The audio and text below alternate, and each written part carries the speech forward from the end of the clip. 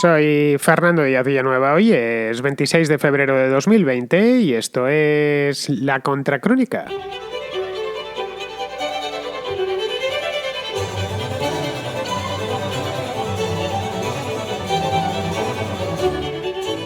El otrora todopoderoso productor de Hollywood, Harvey Weinstein, del que tanto se ha hablado en los últimos 3 años, ha sido declarado culpable finalmente por un tribunal de Nueva York, por el jurado de un tribunal de Nueva York, de 2 de los cargos de los que se le acusaba. Le acusaban de 5, pues le han declarado culpable. La condena final todavía no la sabemos, por 2 de ellos. Uno es un delito sexual en primer grado y el otro una violación en tercer grado.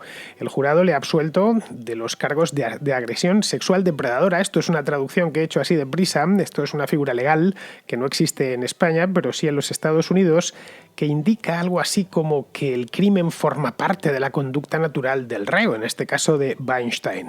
Bien, estos 3 cargos eran muchísimo más graves y le hubieran supuesto cadena perpetua pues de manera automática. Lo que no se sabe aún, como os decía antes, es cuánto tiempo pasará entre rejas este hombre, ya que el juez no ha determinado la condena, los años que va a pasar. El jurado que va a pasar en la cárcel, el jurado se ha limitado a declarar si es culpable o inocente y será el juez ahora el que determine cuántos años esté en prisión. Pero vamos, serán muchos, a los que habría muchos, se calcula, los expertos calculan que no va a estar menos de 20 años en la cárcel solo por esto, pero es que a esto habría que sumar los que podrían caerle tras el juicio que tiene pendiente en Los Ángeles por unas agresiones sexuales, naturalmente perpetradas allá por el año 2013. Bien, con este veredicto queda cerrado y visto para sentencia, nunca mejor dicho, el primer y hasta ahora único juicio que se ha celebrado a cuenta del Me Too, un movimiento que arrancó hace ya 2 años y medio, sí, a finales del año 2017, y en el que Weinstein era y sigue siendo su mascarón de proa. El juicio ha sido todo un evento mediático en Estados Unidos, a pesar de que el juez se negó, la vista fue pública por supuesto, pero se negó a que las cámaras pasasen dentro de la sala para evitar eso mismo, que fuese todavía más espectáculo en las televisiones. Bien, pues aparte de eso, aparte de haber sido un completo evento mediático, ha sentado también un precedente y la correspondiente jurisprudencia. Esto también nos recuerda que la única justicia válida es la que administran los tribunales. Así que vamos a ver de cerca los detalles de este proceso histórico.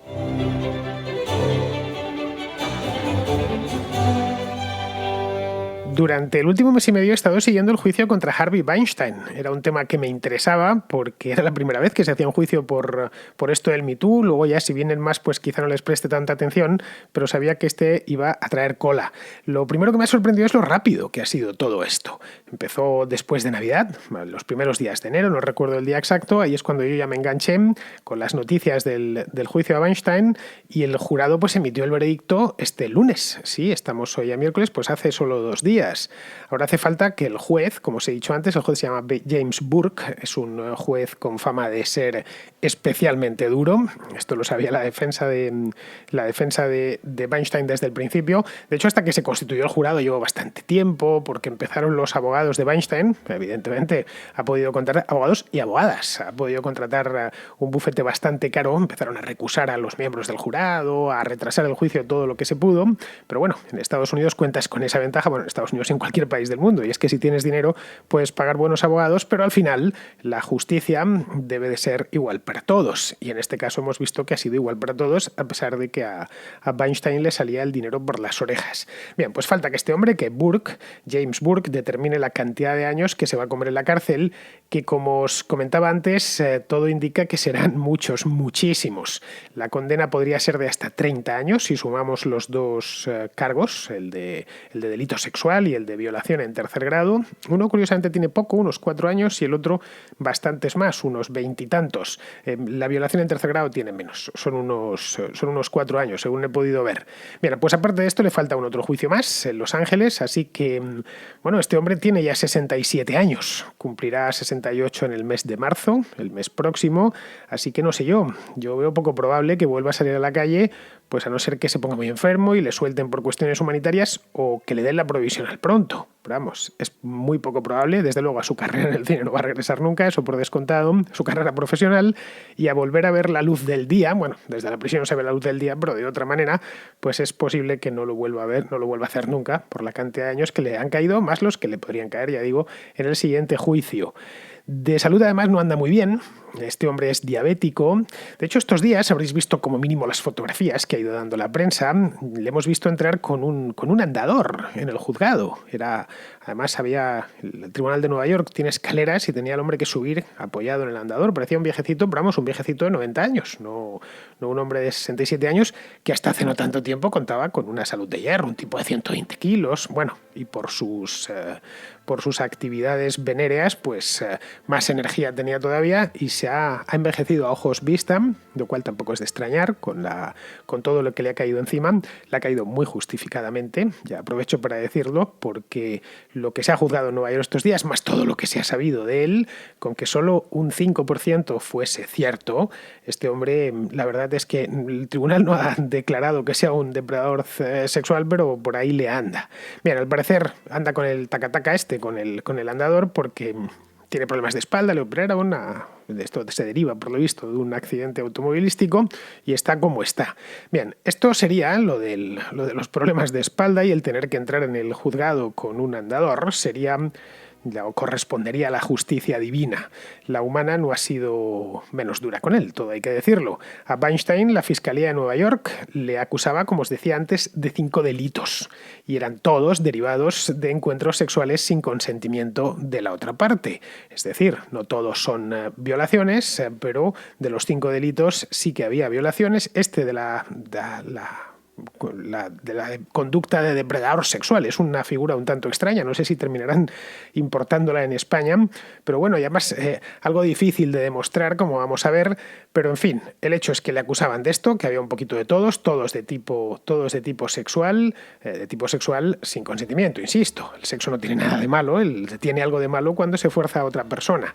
Bueno, pues han encontrado culpable de 2 de ellos, uno por sexo oral forzado a una ayudante de producción, una tal Mimi Haleyi. Bueno, una tal, en Estados Unidos esta mujer se ha hecho famosísima, todo lo que no la conocían antes, pues la conocen ahora a raíz de esta historia. Pues a Mimi Haleyi, en concreto este suceso de Mimi Haleyi sucedió en 2006, hace ya casi 15 años, y otro por la violación de una actriz, bueno, en aquel entonces era aspirante actriz, llamada Jessica Mann, en el año 2013. Le han absuelto, y esto ha ocasionado cierta polémica en Estados Unidos, lo cual era previsible. Si habéis seguido el juicio, habréis tenido oportunidad de ver cómo solía encontrarse por las mañanas, cuando tenían vista, con una especie de comité de bienvenida. Lo cual, si os soy sincero, tampoco creo que hiciese falta. Pero bueno, había organizaciones feministas que habían montado manifestaciones y demás. Yo no soy muy partidario, de hecho, soy más bien detractor de que la gente se manifieste en la puerta de los juzgados. El juzgado, el juez está precisamente para eso, para impartir justicia. La justicia no se imparte en la calle, porque si se impartiese en la calle estaríamos todos perdidos, es decir, estaríamos ante el gobierno de las turbas y de ahí no se deriva nada bueno.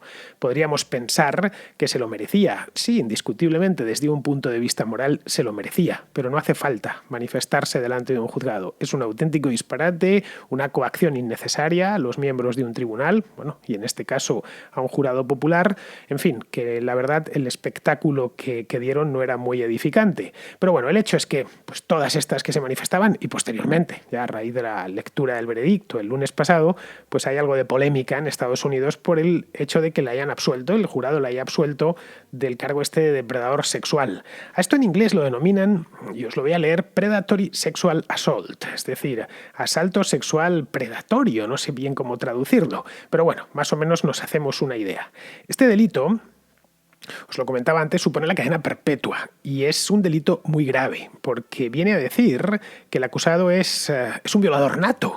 Es decir, que tiene que estar violando, que no puede evitarlo y que su vida básicamente consiste en buscar ocasiones de violar mujeres. Nada más. En esencia es eso.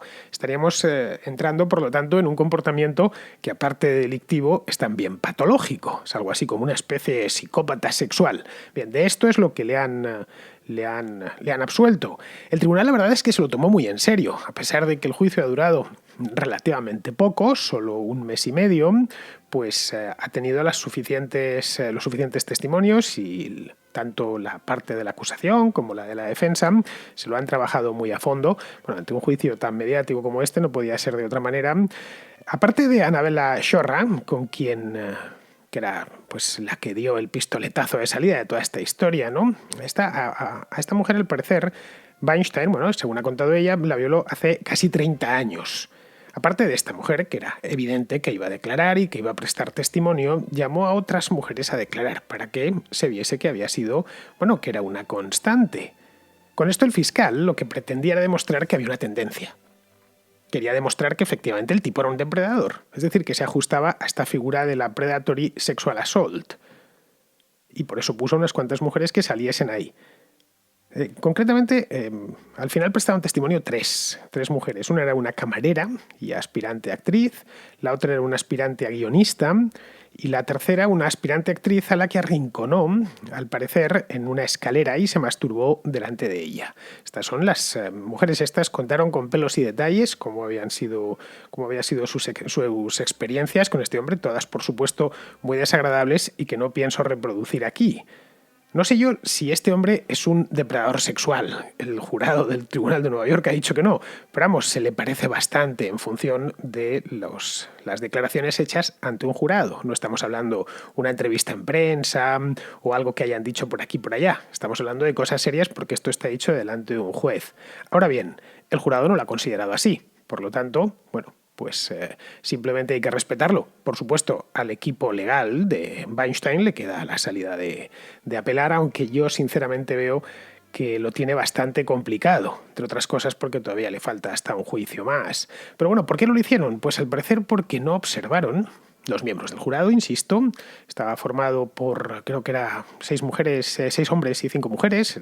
Y bueno, como componen los jurados en Estados Unidos, ya sabéis, los aíslan, tratan, por supuesto, la defensa puede recusar a cualquier miembro del jurado en el momento en el que hay dudas de que no va a ser imparcial, tratan de que estén compuestos, que sea muy paritario, tanto desde el punto de vista sexual como desde el punto de vista de razas, de clases sociales, etc.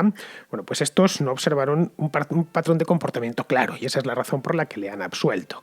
Bien, eliminando el predatory sexual assault, le quedaban las acusaciones de abuso y violación, y ahí, evidentemente, pues ya no se ha podido escapar.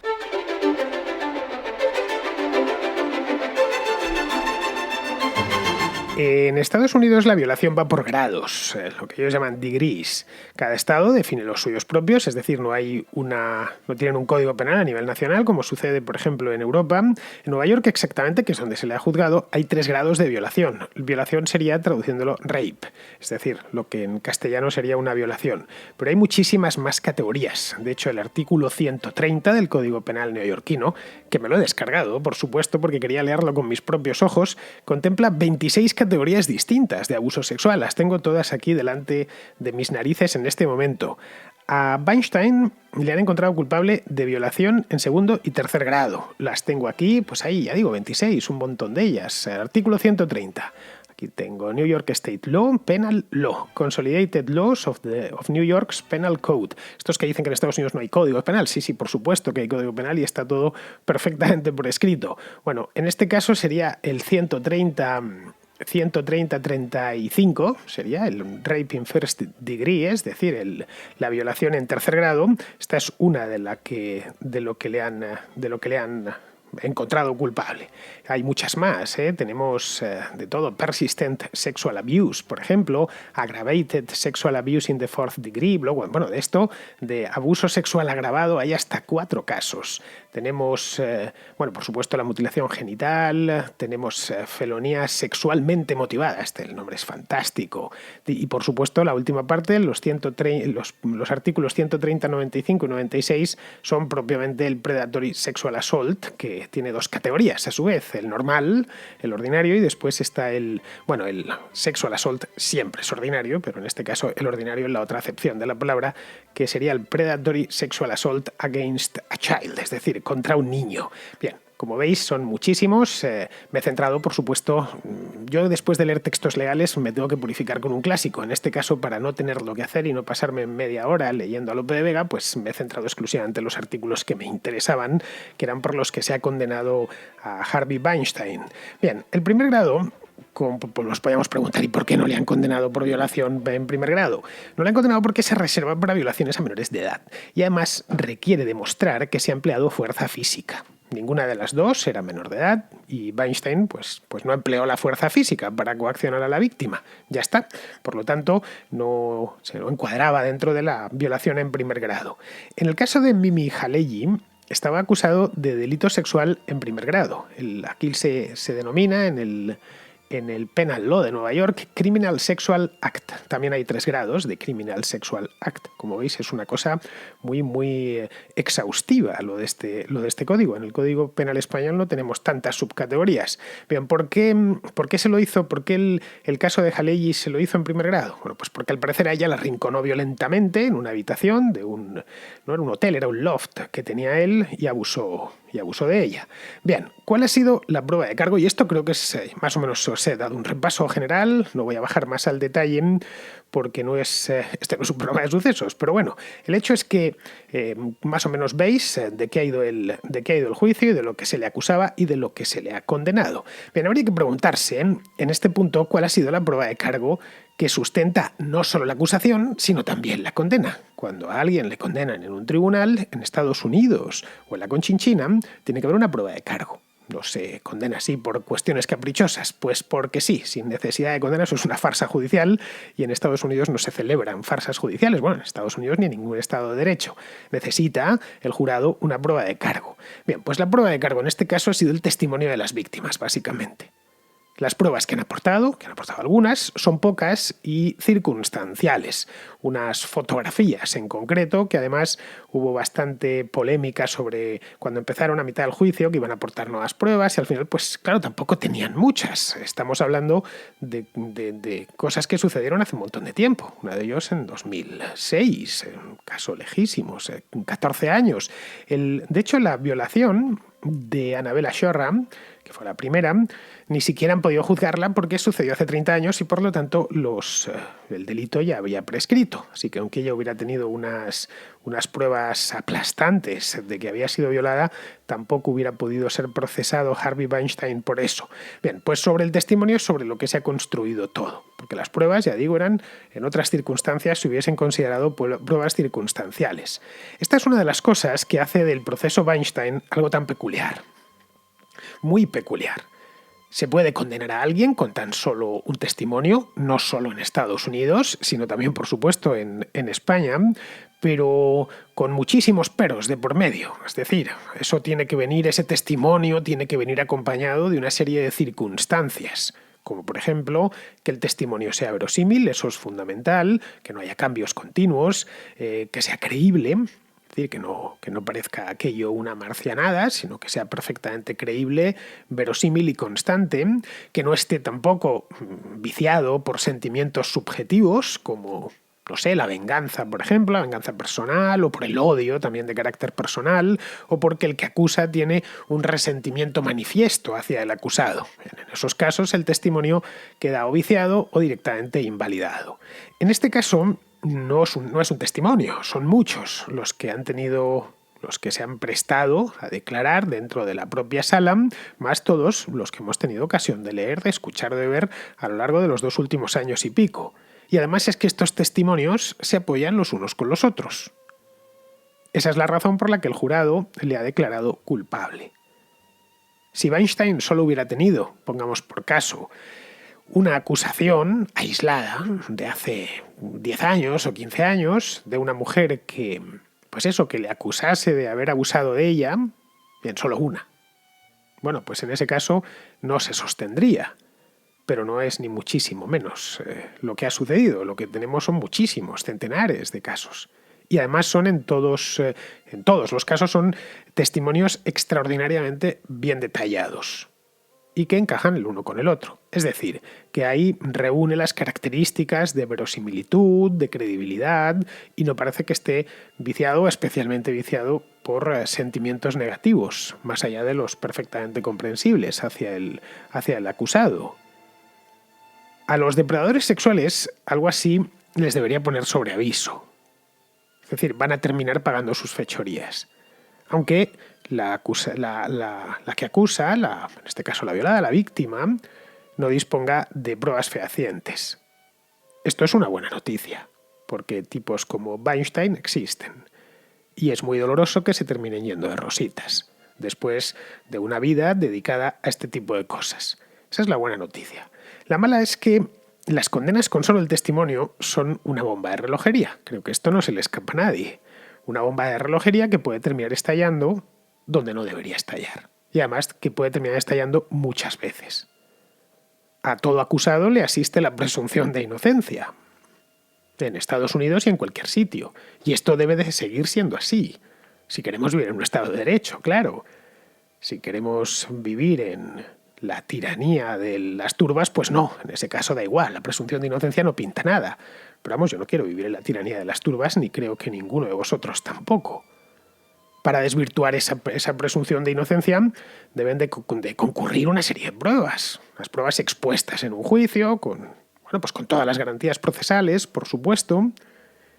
Y esas pruebas, ¿a quién corresponde valorarlas? No es a los periodistas de televisión, ni a activistas profesionales, sino al juez o al jurado, que sobre ellas, más los testimonios, por supuesto, pues resolverá si el acusado es culpable o es inocente. Se pueden equivocar, evidentemente, pero todos los seres humanos estamos sometidos a eso, a podernos equivocar porque somos seres humanos.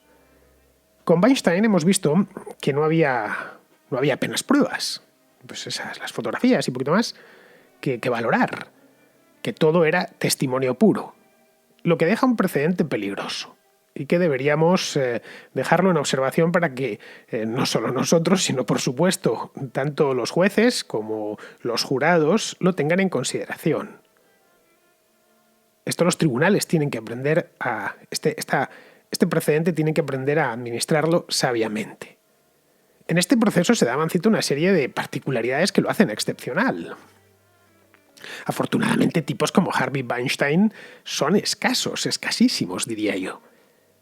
Tanto en su condición de productor de cine poderoso, millonario, influyente, era uno de los tipos que más mandaban en Hollywood, como en su condición de depredador sexual o de algo que se parece mucho a la depredación sexual. Alguien como Weinstein es la excepción, no la norma. Y esto creo que nos debería quedar claro desde el primer momento. El mundo, por suerte, no está lleno de gente como él.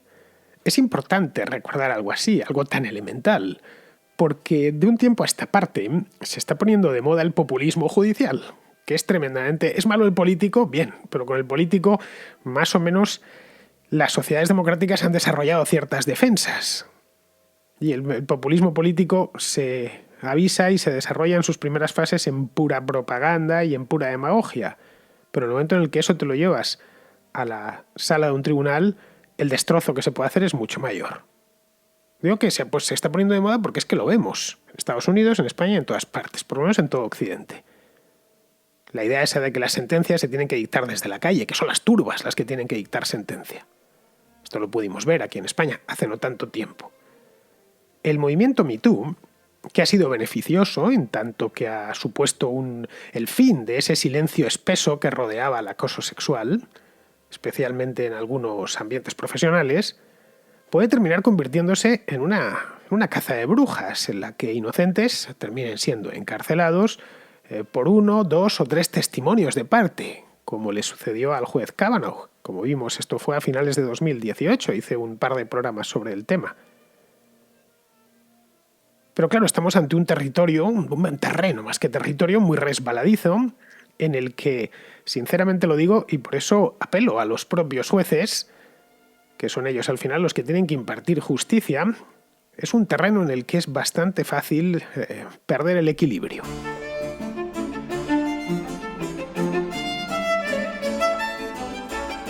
Vamos con la contrarréplica, empezamos con Alejandro, que está en Edimburgo y que nos cuenta algunos detalles sobre el mercado laboral en el Reino Unido. Muy buenas, Fernando.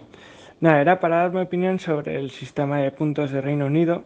Yo soy una persona que vive en Edimburgo, en Escocia, desde hace algo más de un año y yo empecé en la hostelería y no había escoceses ni ingleses. O sea, solo los 2 managers eran escoceses y el resto éramos o españoles o polacos o italianos o griegos. Luego, con el paso de los meses, encontré trabajo en mi sector, en el sector financiero, y me empecé a adaptar. Pero al principio, pues, me costó mucho porque, bueno, no sabía nada de inglés, no sabía nada de español, y Y da la casualidad de que mi empresa tiene dos oficinas, una en Alemania y otra en España, y solo hay una persona que es británica. El resto somos o comunitarios o asiáticos. Entonces, en un país donde tienes un 4% de paro y necesitas importar trabajadores, el sistema de puntos me parece que no va a funcionar. ¿Por qué? Porque van a demandar mano de obra no cualificada, porque los escoceses, ese 4% de paro que hay en Edimburgo, eh, no van a trabajar en la hostelería. Es más, porque es un paro ficcional en el que lo que gran parte es que han dejado sus trabajos para encontrar otros que les convenga más, o que les para seguir proyectando su carrera profesional. Y luego, pues porque hay muchos vagos. O sea, en Escocia es un país social, es una región dentro del Reino Unido muy socialista en el que Podemos lleva gobernando bastantes años, el Podemos escocés, y da muchas ayudas a la gente que no quiere dar un palo al agua. Y esa gente no va a dar un palo al agua porque vaya a haber más ofertas de trabajo, que las hay de sobra. Así que no va a tener éxito. Seguramente si entra en vigor no vaya a durar mucho tiempo ese sistema de puntos. Y seguramente tendrán que negociar convenios con los países comunitarios para poder traer mano de obra barata o cualificada. Porque ya te digo, es que tienen escasez de mano de obra, tanto de mano cualificada como de mano no cualificada. Así que, bueno, no me enrollo más. Muchas gracias y espero que sigas mucho tiempo haciendo tanto la contrahistoria como la contracrónica. Bueno, Alejandro, esto es básicamente lo que comentaba yo ayer. La inmigración en el Reino Unido no es un problema, sino una bendición necesaria, ojo. Sin inmigrantes el país simplemente no podría funcionar, al menos como funciona actualmente. Funcionaría de otra manera necesariamente peor. ¿Por qué? Pues porque el Estado británico gasta mucho, tiene muchos compromisos de pago y necesita contribuyentes. Los inmigrantes en el Reino Unido básicamente trabajan. Es gente muy productiva. No tienen, evidentemente, por supuesto, puedes encontrar alguno que se ha enganchado al welfare, pero eso es la excepción, no es lo habitual. La economía, además, es un país que tiene muy bajo desempleo, marcha bien desde hace muchos años y eso demanda gran cantidad de mano de obra. Caray, no hay más que ir a cualquier ciudad británica y verlo personalmente.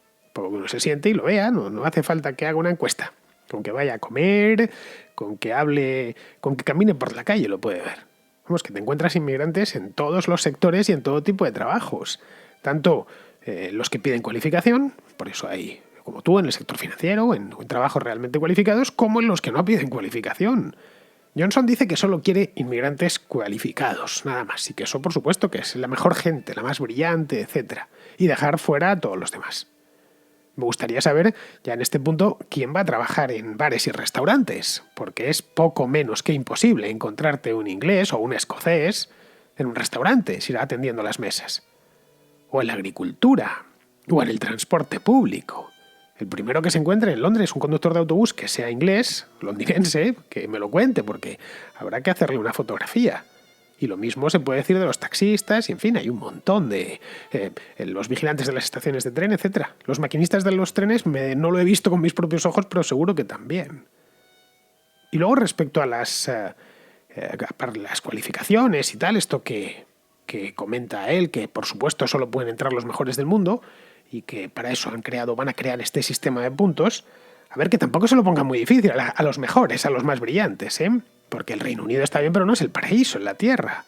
No es precisamente un lugar agradable para vivir, como todos sabemos. El clima es directamente espantoso, la comida, no te digo, es un lugar aburrido, todo hay que decirlo, las ciudades inglesas son aburridas, no son esas ciudades extendidas en casitas individuales que hacen que no exista algo tan placentero como la vida de barrio, con sus tiendas, sus cafés, sus terrazas, etc.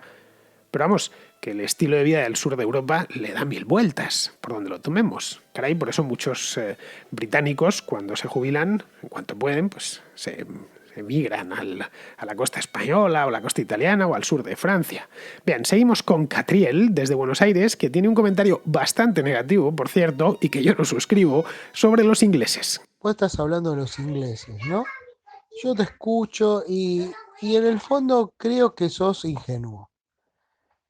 Vos querés conocer a los ingleses y los ingleses son asquerosamente racistas.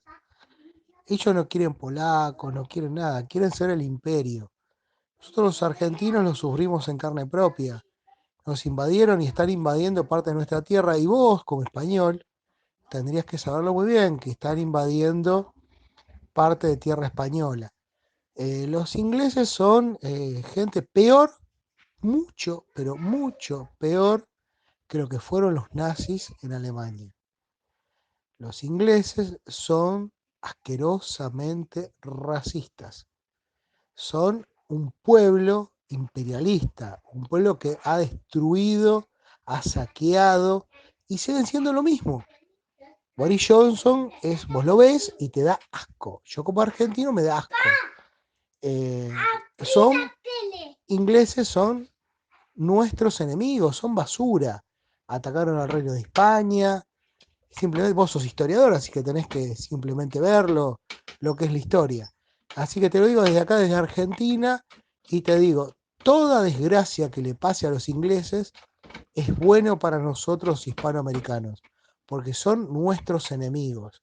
Son la peor mierda que dio esta tierra, son los ingleses, son basura, son degenerados. Seguro que no me vas a pasar el mensaje como siempre no me los pasás. Siempre te digo que soy tu oyente peronista y te sigo diciendo, Dios, Perón o muerte. Bueno, un saludo desde Argentina, che. Y no le des bola a los ingleses. Su desgracia es nuestro beneficio, porque son mierda, son basura, son lo peor que dio esta tierra. Bueno, Catriel, Gibraltar la invadieron los ingleses en 1704 junto con los holandeses, pero 10 años más tarde el rey se lo cedió a perpetuidad al rey de Inglaterra, así que hoy por hoy pues no es propiamente un peñón invadido, sino que está cedido legalmente a Inglaterra. Pero bueno, Catriel, a ver, en Inglaterra hay gente de todo tipo, como en Botica. No me seas tan visceral. Muchos, la mayoría de hecho, son gente amable y con gran sentido del humor. Yo viví en Inglaterra, ¿eh? Hablo con conocimiento de causa y es un país al que sigo yendo. Caray, estuve hace solo unos meses y pasé un montón de tiempo allí. Vamos, que es un país, bueno, evidentemente está mucho más lejos de Argentina que de España, pero que cualquier español, desde luego de los de mi edad, lo conoce. Muchos han vivido allí, otros han pasado un mes o un fin de semana. Es un país que, caray, está a 1000 y pico kilómetros de aquí, nada más. Y bueno, pues yo estuve viviendo allí cuando era jovencito y los traté de cerca. Son algo arrogantes, eso es cierto, pero vamos, tiene explicación, ¿eh? El imperio lo tienen aún muy cercano en el tiempo. Pero también es gente práctica y con gran sentido de la soberanía individual, lo cual es admirable. De hecho, los ingleses tienen mucho mérito. Convirtieron una isla lluviosa y oscura del norte de Europa, que si lo reducimos a un asunto puramente climático, eso es Gran Bretaña, la convirtieron en la primera potencia mundial. Por lo demás, creo que en muchos aspectos, sinceramente te lo digo, creo que es mejor tenerlos como aliados que como enemigos. Bien, vamos a continuar, vamos ahora con Francisco, que nos comenta el tema este de Pablo Iglesias y el CNI. Hola Fernando, estoy especialmente preocupado con la entrada de Pablo Iglesias en el CNI. Y una cosa que siempre recuerdas es lo que nos puede ayudar la Unión Europea en no convertirnos en una dictadura de izquierdas como en Venezuela o otros tantos países. Me gustaría que me dijera qué medidas, además del control del déficit o del control del euro, podría hacer la Unión Europea para evitar, por ejemplo, una ilegalización de partidos que no sean de la cuerda de la izquierda o cambios legales o, por ejemplo, el CNI, como está pasando ahora. ¿En qué nos puede ayudar la Unión Europea? Muchas gracias. Bueno, a Pablo Iglesias no le han entregado la presidencia del CNI, simplemente va a poder, como miembro del gobierno que es, pues va a poder hacer preguntas sobre asuntos, investigaciones pasadas. Es decir, de él no dependen los archivos ni nada de eso, o al menos esto es lo que nos ha llegado. Pero bueno, respecto a lo que preguntas, para entrar en la Unión Europea tienes que ser una democracia, como supongo que ya sabrás. Si aquí se ponen, pongamos por caso, a cerrar periódicos o a ilegalizar partidos así de manera caprichosa, que es lo que hacen los dictadores, pues el país, España, podría ser expulsado y sancionado. Caray, mira lo que le ha pasado a Erdogan en Turquía, que no es ni siquiera miembro de la Unión Europea, era un aliado preferencial, Y mira, está cosido a sanciones. España está además, aparte de estar en la Unión Europea, está como miembro de la Unión Europea, está en el sistema jurisdiccional. Y está sujeto a ese sistema jurisdiccional y a su Tribunal de Justicia. Es decir, que si el gobierno español viola alguna parte de los tratados que conforman la Unión Europea, que son económicos pero también políticos, los aspectos que se recogen ahí, pues puede ser perfectamente demandado. Para librarse de todo eso, que por poder podrían hacerlo, bueno, pues tendrían antes que salirse de la Unión Europea y del Tribunal de Justicia Europeo. Bien, pues ya vamos con uno más, que ya no me entra ninguno más, estoy viendo el reloj. Vamos con Julio, que nos comenta las declaraciones de Irene Montero en televisión sobre las denuncias de violación en las comisarías. Buenos días, Fernando. He escuchado las declaraciones de Irene Montero en el programa de Ana Rosa sobre el tema de las preguntas que hacen los policías cuando acude una mujer que ha sido violada, si le preguntan si lleva minifaldas, si no, en fin. Se ha armado mucho escándalo, sobre todo se ha negado la mayor, digamos, que esto no está ocurriendo. Pero la pregunta que yo me hago es, vale, supongamos que esto ocurre. ¿Es que Irene Montero no se ha dado cuenta de que está en el gobierno? No sé, no me parece que sea hablarlo en un programa de televisión algo que vaya a solucionar el problema. Debería hablar con su compañero de asiento en el Consejo de Ministros, con el ministro del Interior, me imagino, si es que esto ocurre, para que lo investigue.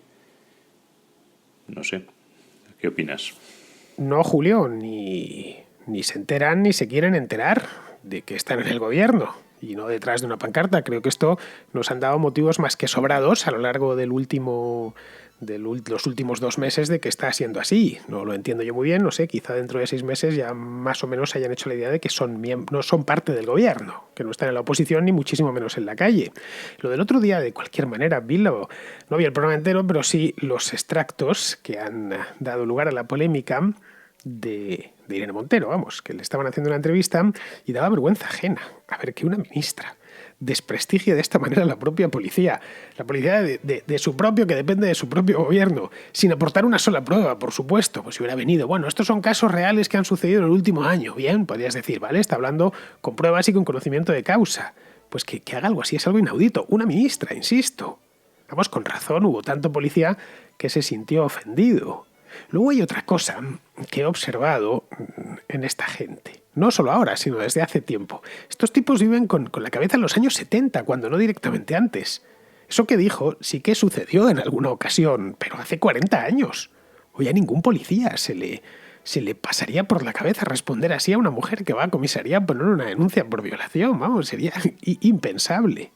Pero nada, cuñadean con esto, forzando la nota, que es algo que les encanta, pues como si estuviesen haciendo agitación en las redes sociales. Bien, pues ya nos vamos a ir yendo, vamos con Pizarro, que nos habla del sistema de puntos de Boris Johnson. Tener un sistema capaz de identificar el perfil del inmigrante legal que desea incorporarse al mercado laboral patrio, con la intención de poner trabas o facilidades según se estimen las necesidades de dicho mercado, es un planteamiento razonable, de difícil ejecución, pero en todo caso en el buen camino para fortalecer el mercado laboral y evitar conflictividad social, al seleccionar aportadores netos al fisco.